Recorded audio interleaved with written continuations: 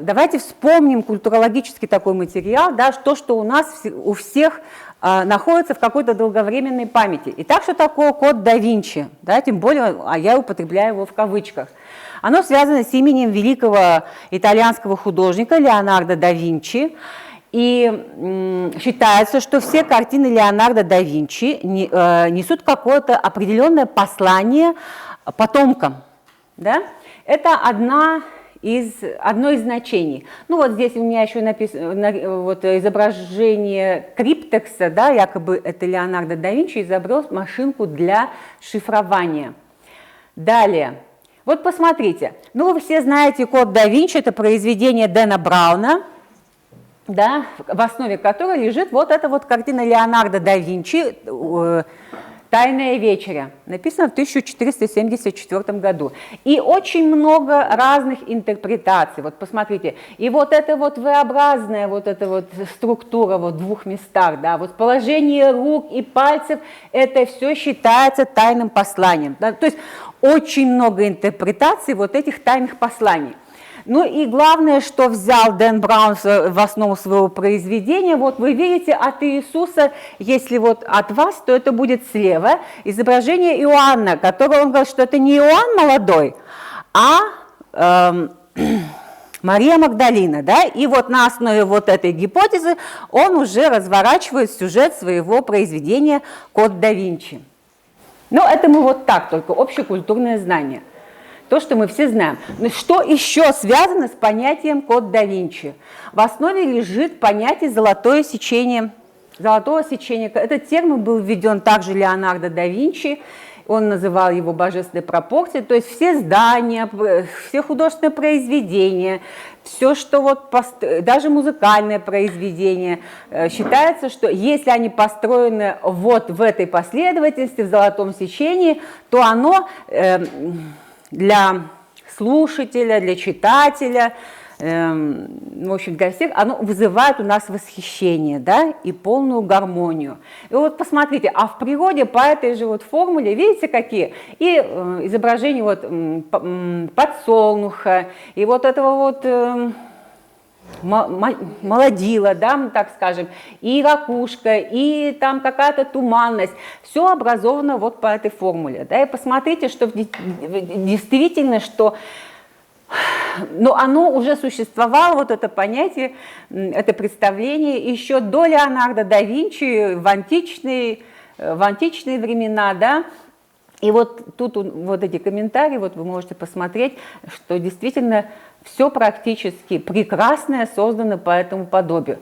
Но еще в основе золотого сечения лежит определенно гармоническая система числовых отношений, которая называется рядом Фибоначчи по имени средневекового математика. Ну вот эти вот цифры, да, в которых первые два числа равны нулю, одному, а каждое последующее число равно сумме двух предыдущих чисел и так далее. Ну это вот как бы вот это общие такие сведения. И теперь мы должны уяснить, а что же такое культурный код? Это понятие было заимствовано из семиотики и стало фундаментальным для таких направлений современного языкознания и других вот гуманитарных областей знания, как лингвокультурология и лингвофольклористика. Культурные коды формируются и существуют в языке, имеют свою иерархию, систематизируются, манифестируются в текстах. Культурный код – это система знаков или знаковых тел, материального, духовного уровня, которые стали носителями культурных смыслов и прочитываются в этих знаках.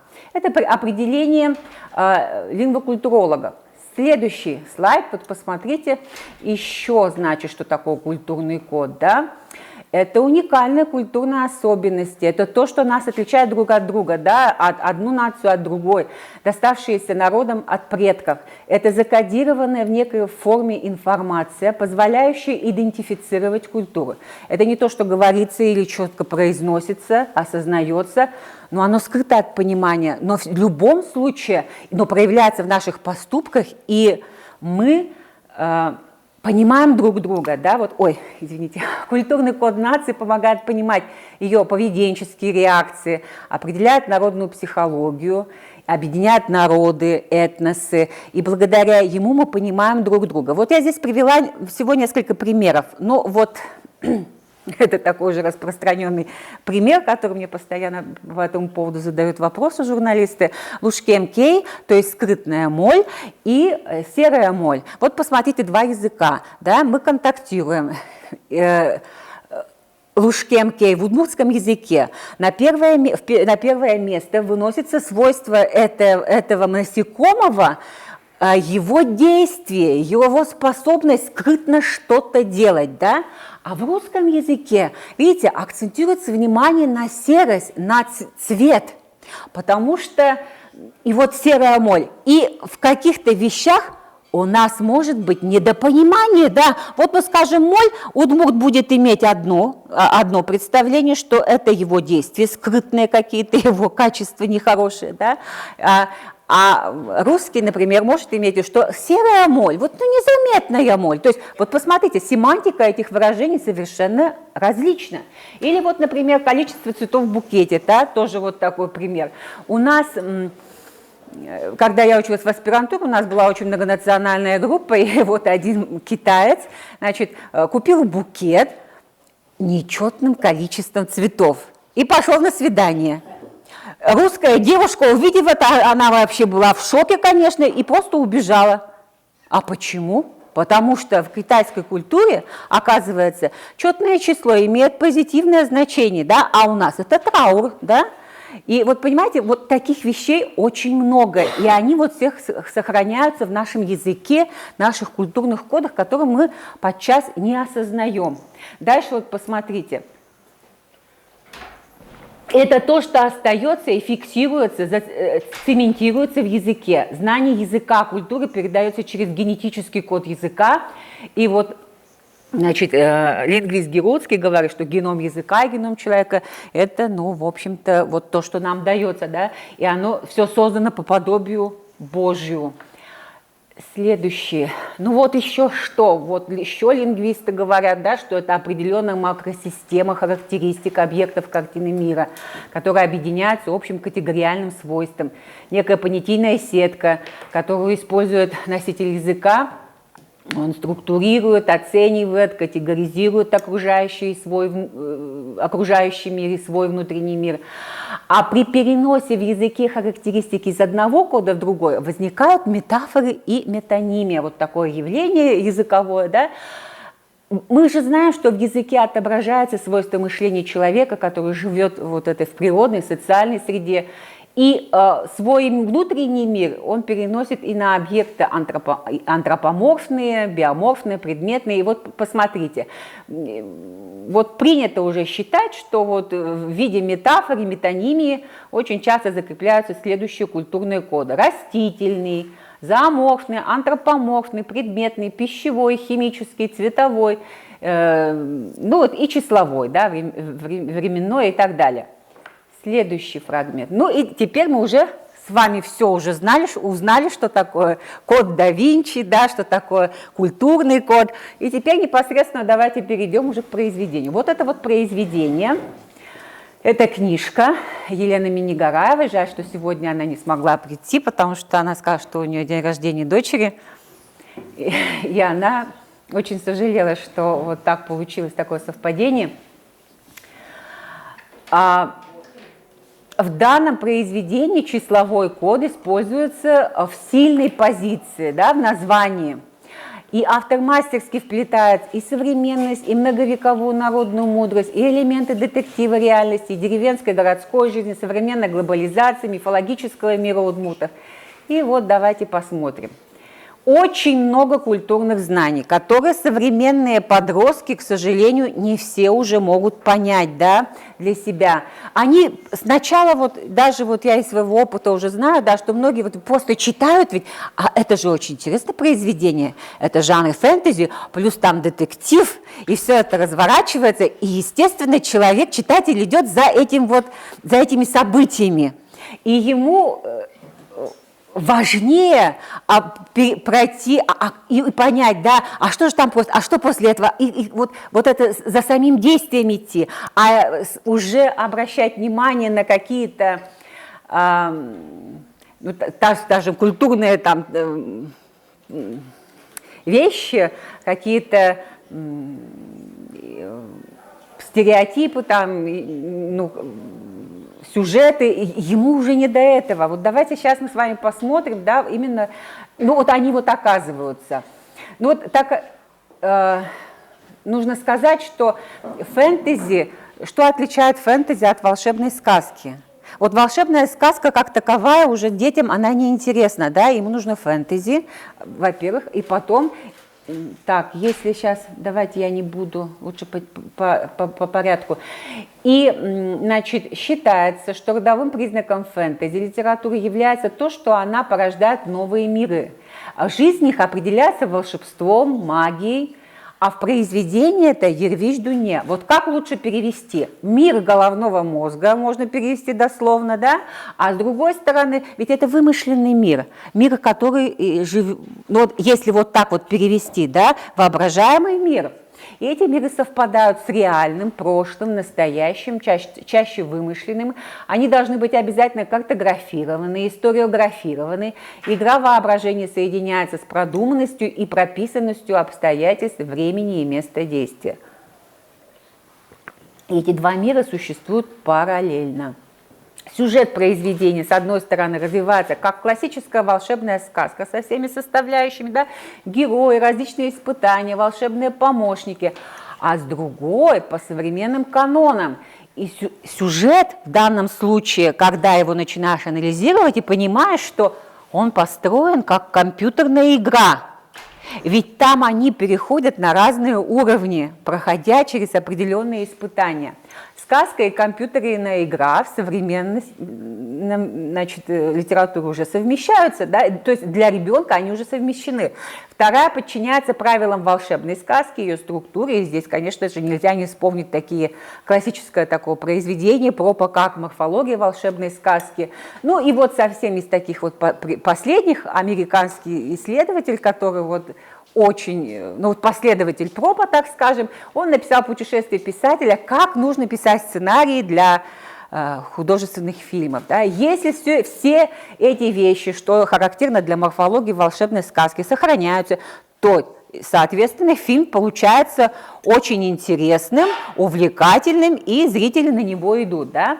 Современный читатель-подросток может быть увлечен стремительным движением сюжета, который напоминает компьютерную игру, но глубинные знания могут от него ускользнуть. Ну что греха таить, мы очень часто с очень малых лет, да, с маленького возраста уже приучаем своих детей к компьютерным играм, потому что нам так удобно. Ребенок занят, там прыгает какая-то коровка или там еще что-то нужно, какие-то уровни проходят, но он же не думает и не понимает, а почему это так, да, вот, что, а это-то все равно подчинено вот, морфологии волшебной сказки. Все-то в этом есть.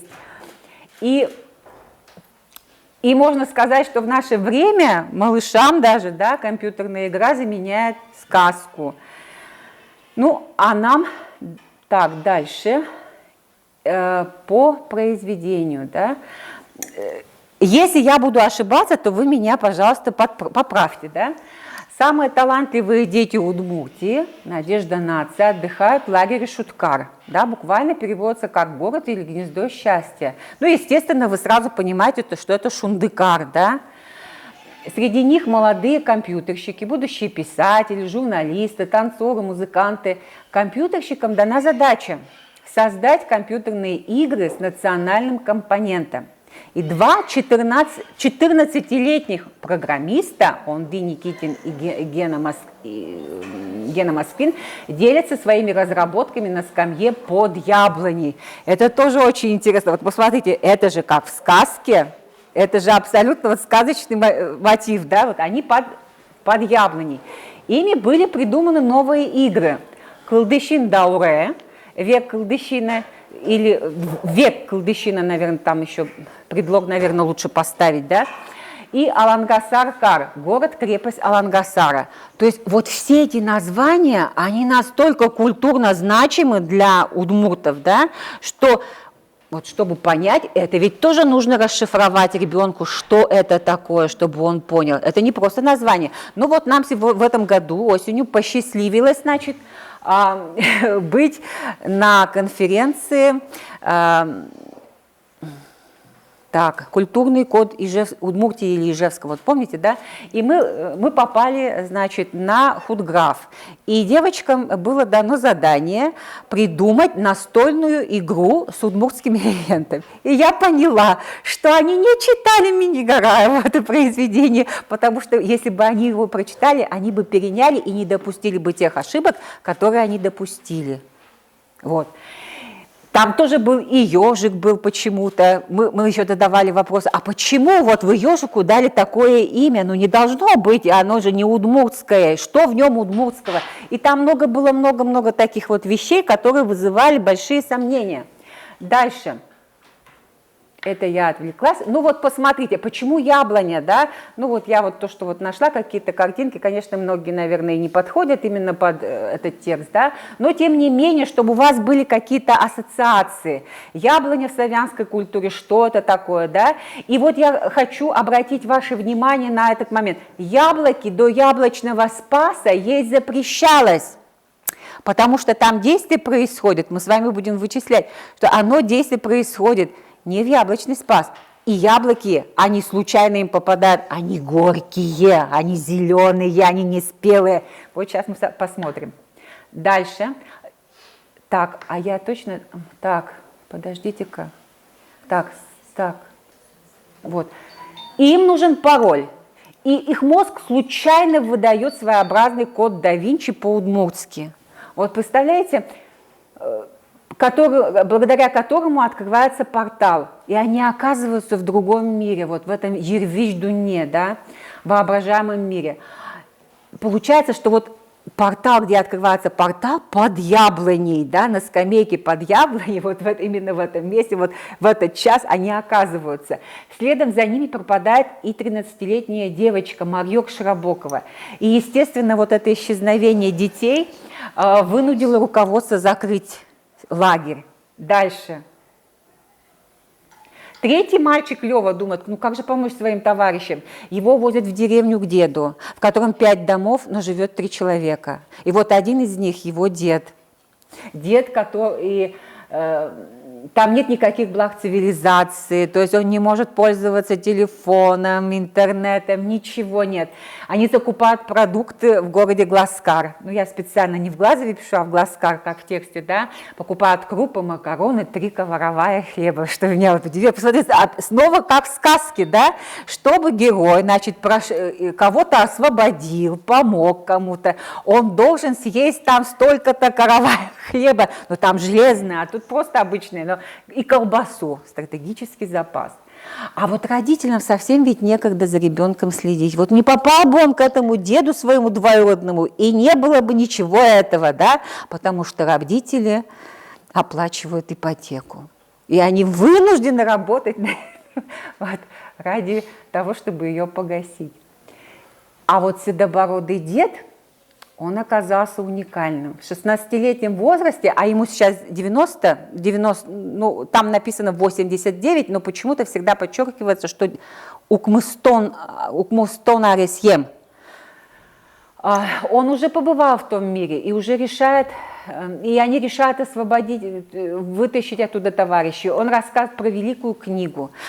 Вот столько тут деталей, на которые литературоведы могут обратить внимание и совершенно по-другому раскрыть, интерпретировать это произведение. Но я только касаюсь тех, которые касаются вот этого числа, да, так или иначе к нему примыкают. Который слезала красная корова или рыжий бык, что меня тоже удивило, почему там рыжий бык, да, потому что мы, как правило, ведь к рыжей корове уже были, ну как бы вот культурно наши знания говорят, по легендам, что это все-таки рыжая корова, да. Она исчезла, эта книга у удмуртов, да, но ее можно найти в Ервиш-Дуне, вход в который открывается один раз в 69 лет, подобно роднику. Вот там написано, что ошмящинка пеуштишке, или затягивающий вот водоворот. Но чтобы попасть туда, надо знать 3 волшебных слова. И вот она, представьте, вот какое слово. Я даже думала, вот, ну, у нас в словаре точно не попало это слово. Лушкем кыльёс. Вот пароль, да? Лушкем кыльёс точно в словарь не попало. Тайные слова. Инмар куащ кылдыщин. Но это авторская интерпретация. А в реальности, если посмотреть куришко на удмуртске, там порядок слов чуть-чуть другой. Видите? Инмаре кылдыщине кваже. Вот, и, как правило, вот эта формула повторяется. Инмаре кылдыщине кваже. То есть у Минигараевой тут чуть-чуть порядок нарушен. Сакральное теперь... У вас так, да, вот такой порядок? Еще лучше. Значит, она угадала, там чуть-чуть меняется. Но ничего страшного. Но это действительно, ну, это же получается действительно вот тот код, который, вот как код да Винчи по-удмуртски, который раскрывает какие-то вот как ключиком нашей души, да. Сакральная этносемантика чисел формируется, конечно же, на основе древних знаний и верований народа. Она фиксируется в отдельных жанрах устного народного творчества, мифологических, космогонических представлениях, традициях народа. А в рамках языковой картины мира понятие числа может трактоваться двояко. С одной стороны, число как таковое, а с другой стороны, как единство сплетения культуры языка. При чтении считывается не только фольклорная национальная информация, но выявляются общекультурные смыслы, которые, ну, характерны, в общем, для общемировой культуры. Да? Каждый народ обладает системой сакральных чисел с символическим значением. Так для удмуртского народа наиболее значимым становятся числа 1, 2, 3, 4, 5, 7, 70, 77, 100, которые очень часто встречаются в заговорах, пословицах, поговорках, загадках, сказках и так далее. Да? Если я что-то упустила, то можете добавить.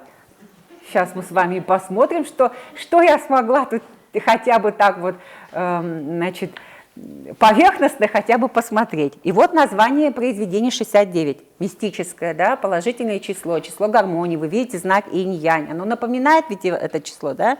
6 и 9. Перевернутые цифры. В общем, представляют баланс и гармонию противоположностей. Это не национальный компонент, его нет в удмуртской культуре. Я специально подходила к Татьяне Григорьевне. Она очень удивилась, откуда я такое нашла. Я говорю, ну вот в произведении вы встречали вот в текстах. Она говорит, нет. И, в общем-то, это общекультурный, даже эзотерический такой вот числовой символ 69. В удмуртском фольклоре такой цифры нет. И, ну вот тут про инь-янь, что оно обозначает, да, что это как бы выражение светлого и темного, сочетания твердого, мягкого и так далее, ночи и дня, солнца и луны, неба и земли, жара и холода и так далее. Вот по тексту портал открывается через каждые 69 лет в определенном месте лишь на 3 дня. Но мы уже выяснили, что для удмуртской культуры это не характерно. А что же было характерно для удмуртской культуры? Вот в удмуртском фольклоре есть все несколько иначе. Согласно верованиям, раз в год открываются небесные врата, инес, буквально небесная дверь. Очевидец этого явления должен успеть попросить ниспослание небесной благодати. И, как правило, это связывалось с прошением вот... связан с представлением о многочисленных небесных пчелиных роях, да, Ин-Муж, и есть такая легенда, что один перепутал что-то и попросил себе бороды, да, Ин-Туш, вот, что-то такое. Не пчелиное счастье, а вот мужское счастье в виде бороды, да, помните? Муж-шут, пчелиное счастье, туш-шут. Ну вот есть такая легенда, по-моему, в книге «Ватка и Калмес». Так, вот посмотрите, вот наподобие небесных врат устраивали во время молений. Вот жертвенное кострище обрамлялось 3 тонкими березовыми стволами. Ну вот наподобие, да, вот это не совсем, конечно, то, потому что я не нашла такую картинку. Но чтобы хотя бы вот иметь представление, и из 3 ебовых палок с восточной стороны от огороженного пространства для жрецов развешивали полотенца и вот устраивали наподобие небесных врат. Ну вот еще одно слово диалектное – каба, небесные ворота, также обозначает астрономическое явление, которое напоминает северное сияние. Ну я тут тоже просто взяла уже небесное сияние, северное сияние, да. Ну, еще один из видов, так скажем, небесных врат, тоже вот, пожалуйста, радуга, да, тоже может быть как радуга. Образованная ею дуга и коромыслие имеет многочисленные интерпретации в удмуртском детском фольклоре. Да, например, репетня бежит за радугой, надеясь найти у ее подножия горшок с монетами. И много таких вот веры. Ну вот еще вот посмотрите, существует мнение, что такие периоды действительно есть, когда вот открываются какие-то вот порталы, да, когда связь с иными мирами возможна. Ну вот это вот изображение Гало. Его якобы можно увидеть Буджунал Пасха, но здесь, мне кажется, слишком вот ярко, да, вот оно слишком такое ярко выражено. Но вот такое вот изображение, вы же видели вот такие явления на небе? Недавно пока не. Да, вот и на Пасху считается, что солнце пляшет, шундекте. По одному варианту может открыться в любое время, а по другой в особенные дни. Например, дни еще солнцестояния или равноденствия. Вот видите? В ночь на Ивана Купалу, это в последний день летнего солнцестояния. Это могли быть такие периоды, как день зимнего солнцестояния, весеннего, осеннего равноденствия. Считается, а вот по тексту действие происходит летом, на детей падают кислые яблоки. То есть мы можем предположить, что это было летнее солнцестояние, да? Кислые яблоки горькие, еще не спелые, именно в этот, да, именно вот, да, вот Гало. И именно в это вот время могут открыться такие вот небесные врата в эти дни. Дальше. Место детского лагеря. Мы вот говорили, что для фэнтези характерно вот такое структурирование, картографирование, историографирование. И вот посмотрите, вот она ведь здесь автор указывает, что место, где расположен детский лагерь, оно находится в дремучих лесах. Обязательно в дремучих лесах Глазовского района, да, и, возможно, ведь это рядом, недалеко от заповедника Иднакар, да. Место конкретное, лесное, Глазовский район, Уля-Гурт, вымышленный населенный пункт, а вспомните, что Уля – это Пескарь, да, одна из ипостасей Инмара. Помните, когда он обиделся на людей, да, и ему нужно было спасаться, он превращается и в белку, и в куропатку, потом дукья, глухарь, чипей, щука, да. И именно вот как бы никак не компоненты, а части этих животных, да, они находятся в аршудном коробе. Вот. Действие, и мы уже выяснили, что, скорее всего, это день летнего солнцестояния. Там конкретно нет, но вот действительно, когда вот анализируешь, что понимаешь, что вот оно должно быть, вот так хочется привязать, да, вот когда что ну, так вот подходит, хотя вот, может быть, автор и не задумывал так, но так вышло, и так получилось, да. Далее. И так оказываются дети. Почему дети? Вот именно подростки. Девочка 13 лет и 3 мальчика 14-летних. Это же подростковый возраст, достаточно сложный, такой переходный период, да. Это время инициации. И в этом возрасте они должны уже уметь выполнять определенные виды работы, чтобы быть помощниками взрослых. Они проходят множество испытаний. Вот если, например, для этого возраста в славянской культуре у девочек соответствовал такой обряд, как лельник, когда 2 косы заплетали в одну, и этот обряд уже символизировал освоение новых знаний и умений о женской и мужской энергиях. Он подготовит ее быть берегиней своего рода. И в этот праздник они вышивают рушник, символ своей дороги судьбы. А для мальчиков что? Ярение. И когда он связан с наполнением энергии, деятельности, достатка, активности, ответственности, мужества, выносливости. Юноша шел в лес и должен был победить зверя. А до этого момента юноша уже владел каким-либо оружием и владел собой. И ведь здесь сколько испытаний им приходится пройти, да? Они попадают в волшебный лес, и проходят множество испытаний. Это было характерно ведь для всех культур древних, да, и в удмуртской культуре, ну вот, может быть, так вот завуалировано, но все-таки вот есть, да. Для детей и подростков их начинали активно вовлекать в разные мероприятия. Вот я только некоторые вещи такие вот написала, да, и все подавалось в виде игры, смысл которого был скрыт от детей. Например, Кубиста, Ширшуан и так далее. Но об этом, наверное, уже Галина Николаевна Глухова более подробно, да, может рассказать.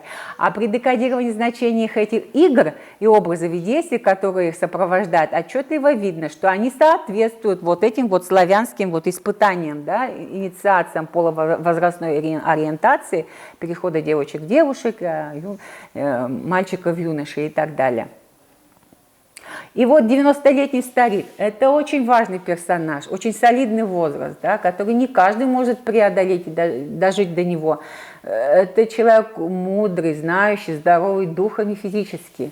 Вот если расчленить, как правило же чисто членят на две составляющие, да, число 9 означает лидерство, внутреннюю силу, которым действительно вот этот дед обладает, и он это передает молодым людям, да.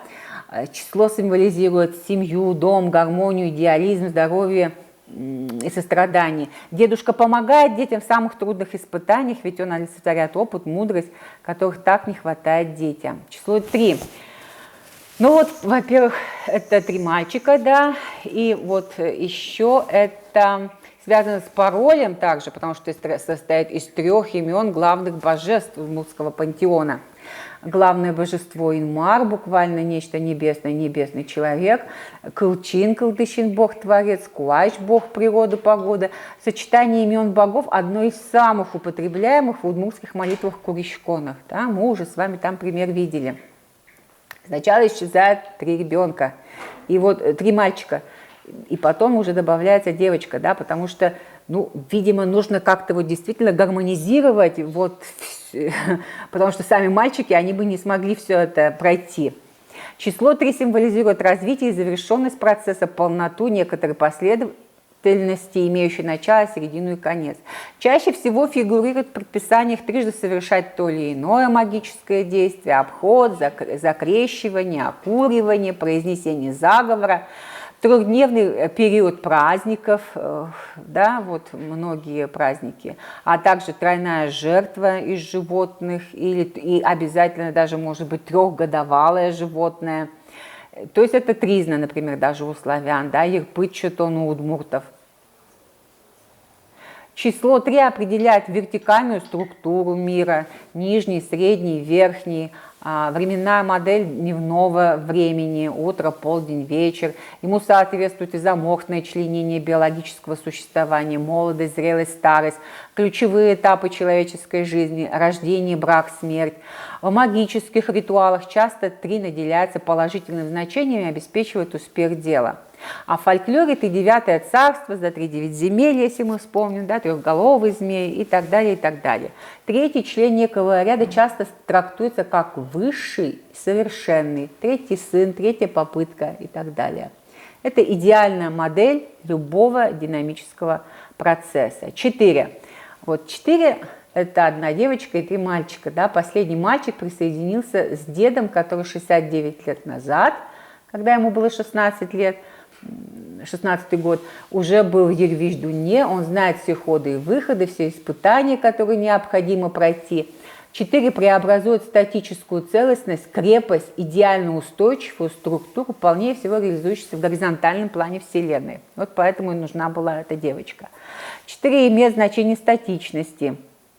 Отсюда использование числа в 4 мифах о сотворении Вселенной, ориентации в ней, например, 4 стороны света, 4 главных направления, 4 времени года.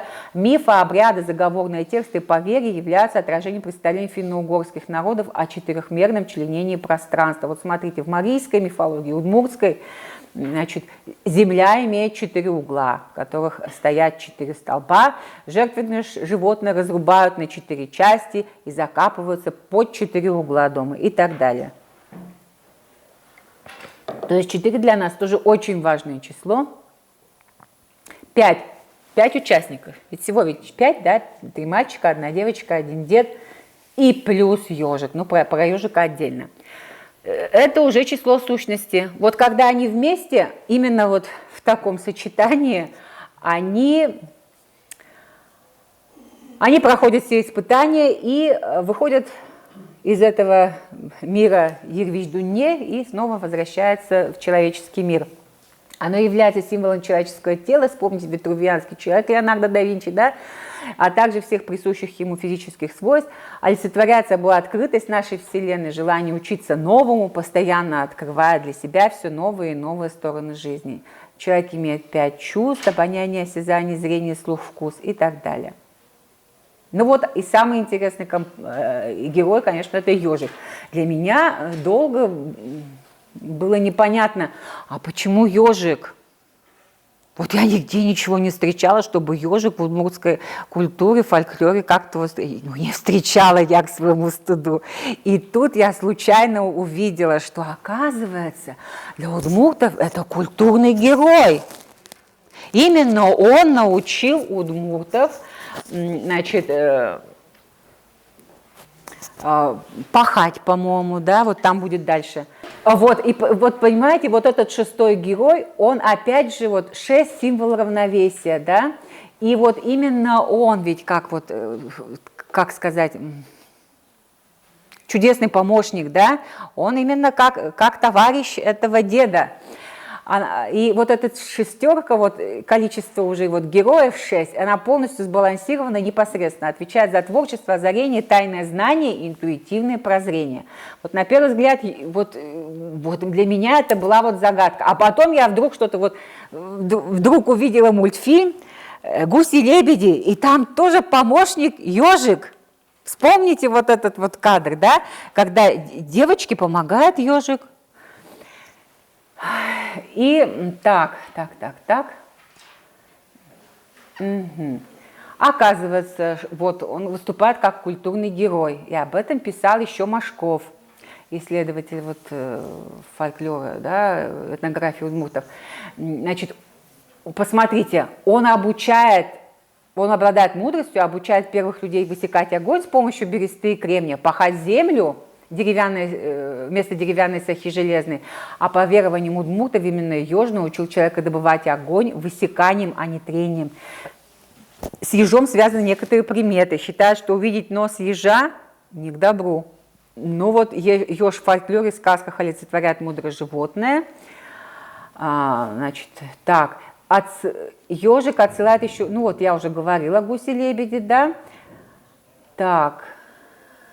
И вот то, что я нашла, загадку. Маленький Петька иголки продает, и маленький клубок не посмеешь поймать. Клубок с иголками, пословица «Чушья печикино гондерез вешкаре», «Чушья зубчишка», «Чушья венендерем угвурло» и так далее. Вот это все, что я нашла в языковом материале. Да, мне это было непонятно, вот почему. Вместо 3 испытаний герои получают 7. 7 – сакральное число у многих народов. Но чаще всего связано с единицами времени. А вот в удмуртской культуре 7-дневная неделя – это более позднее заимствование. Да, и Владыкина пишет о 4- и 5-дневной неделе. Подождите, так. Ага, все. Ну и... Если вы начнете рассуждать и разные вспоминать ассоциации с числом 7, да, то и ноты, и нотный ряд, и мировое пространство о 7 небесах и так далее, и так далее. В народной медицине число 7 фигурирует как магическое. Итак, герои проходят 7 уровней, как в компьютерной игре. И вот я когда была у этих студентов, я думаю, если бы они прочитали вот это произведение, как бы было им легко справиться с заданием, да? Создать такую игру. Современное и прошлое тесно переплетаются в ткани произведения. Язык, так мы говорим, что изобилует элементами языковой игры, культурных коннотаций. И он предстает перед читателем как кроссворд для разгадывания. В данном случае 7 напоминает количество ступеней. Интубат, инбам-парча. И им приходится подниматься. Вот там будет перевернутая сосна, вот они должны пройти, по которой должны пройти дети. В тексте встречается проклятие, которое произносит Кылчин. В данном случае я так поняла, что это не Бог, а именно ангел, который тоже там сопровождал на каком-то промежутке. Щижим мупырмет виалот. И здесь оно звучит не как проклятие, а как последовательность к действию. Вот если он просочится через это, значит, он выйдет из этого заколдованного, вот этого сказочного пространства, да? Он должен провалиться тебе через 7 земель. Вот понимаете, значит, у удмуртов-то вот было такое представление о мире, что оно семислойное, понимаете? Но это только вот эти вот рудименты, вот это вот остатки тех знаний, которые сохраняются в таких вот интересных языковых единицах. И мы уже с вами, мы не можем даже представить, что, вот, значит, это было, да? То есть на самое дно земли, но вот оно не как восприниматься как пожелание, а не как и негативная информация. Вот дети, когда проходят вот эти испытания, практически они оказываются в этом мунилон, да, и в гробу, через который они там должны из этого выбраться. Мунилон этот получается ведь как ад, да, вот, но то, что... И вот она использует это в таком значении не так, как мы сейчас привыкли, вот, да, мунилон, там, все, мупырмет, вот, негативным, не как ругательство, не как проклятие, а в прямом таком вот смысле она использует вот в этом фэнтези. И мне кажется, что это вот какая-то вот интуитивная догадка, что она вот действительно вот поняла первоначальное значение, которое вкладывалось в эти слова, да, а мы уже этого не знаем. Ну вот у многих народов, вот посмотрите, я вот нашла, вот не знаю даже, к какой культуре это относится, но это есть у многих народов, да, архаичных. Вот видите, 7 слоев неба. Да, Господи, далеко ходить. Данте, вспомните. 7 кругов ада, там еще, там, чистилище, рай, да, там тоже ведь все вот эти слои ведь тоже вот описаны. Ну, значит, у удмуртов тоже это было, такое представление. Ну вот еще есть в фольклоре такое понятие инжили, небесная цепь. Я не нашла такого изображения, думаю, что есть у наших художников. Тоже возможна связь небесного и земного в своих мифологических представлениях. Ну вот мы уже говорили, что 7 слоев, значит, земли и столько же неба. Так. Ну вот, первый уровень. Вот на первом уровне испытаний, куда попадают дети, да, они встречаются с кылдыщином. Вот он и кылчин, и кылдыщин, я уже просто там добавила этот слог, да, чтобы видно было, что кылдыщин как богом-творцом, который доводит детей до музьем гош. Тоже какое интересное вот понятие музьем гош, да, вот. Дальше, второй уровень, она там представлена в золотом платье, в желтом золотом платье. Встреча с Шундымумы, девочка же попадает не в первом порядке, да, сначала 2 мальчика попадают туда, в тот мир, а потом вот эта девочка. А она встречается с Шундымумы. Но это как второй уровень. И она дарит ей солнечный лучик, который ей потом помогает при каком-то испытании. Она его использует, и, и получается, что проходит этот уровень. Вот я сейчас быстренько уже все эти уровни пройду. 3-й уровень. Здесь тоже почему-то это связано. Вот посмотрите, это тоже вот интересно. Вот она попадает на 2-й уровень, не как мальчики, да, на 2-й уровень. И встречается Шундымумы. Вот видите, там женское с женским наслаивается. А потом 3-й уровень она переходит, и там она идет по прекрасным каким-то облакам, и играет прекрасная музыка, инву чангур, и ломаются струны крежа, и Она подходит к берегу, и на волнах которого качается лодка-удочка. Посмотрите, все образы такие женские, да, вот женские архетипы вот в них заложены. Она проходит свои уровни, отличные от мальчиков, свои уровни. Именно то, что характерно вот именно для женской сути, да, вот то, что вот ей нужно. Именно к этим богам, к этим образам она подходит. А мальчики, они чуть-чуть по-другому. А 4-й уровень, вот они, по-моему, уже все вместе туда попадают, встречаются со сказочными персонажами. Ну вот нескольких вот я нашла, Кукрикбаба, Палес Мур, да. Но мне как-то другое представление о Палес Мурте.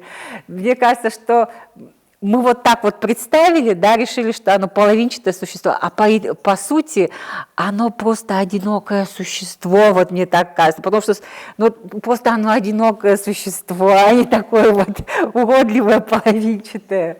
Здесь, ну вот так вот уже художники представили, и дети наши уже теперь так же это воспринимают. И еще интересно, что вот на этом уровне все эти обитатели, они помогают им, детям, и как бы они разыгрывают шахматную игру. Даже вот тоже интересно, да, вот сколько там тем для литературоведа, просто такой потрясающий, очень богатый материал. 5-й уровень. Они проходят сквозь подземный туннель, сквозь гору, которая заканчивается спасением 2 мальчиков из озера. Вот это как раз озеро, вот Мунилон, которое вот вы упоминали, да, вот их и прямо вот так вот затягивает, они не могут оттуда выйти. И